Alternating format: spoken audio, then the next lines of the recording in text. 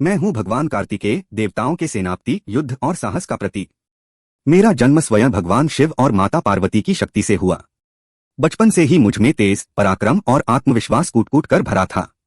एक दिन कैलाश पर्वत पर मैं गर्व से खड़ा था। मुझे लगता था कि संसार में मुझसे तेज कोई नहीं।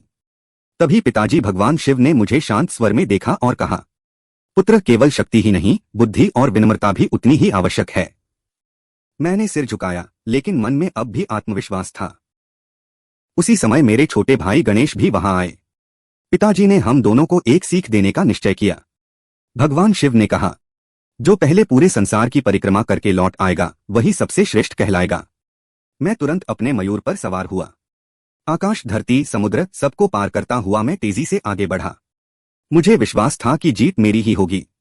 लेकिन जब मैं लौटकर आया तो देखा, गणेश पहले से वहां बैठे मुस्कुरा रहे थे।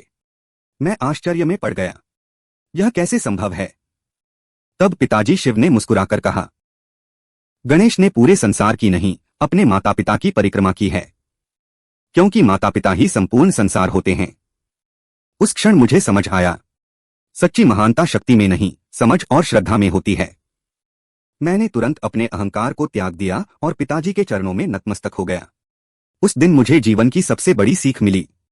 जो अपने माता पिता और गुरु का सम्मान करता है वही सच्चा विजेता होता है। तभी से मैं केवल युद्ध का देवता नहीं, बल्कि अनुशासन, विनम्रता और ज्ञान का प्रतीक भी बन गया। यदि आपको मेरी भक्ति महसूस हुई है तो इस वीडियो को लाइक करें और इस महादेव चैनल को सब्सक्राइब करें। कमेंट्स में अपना प्यार लिखें।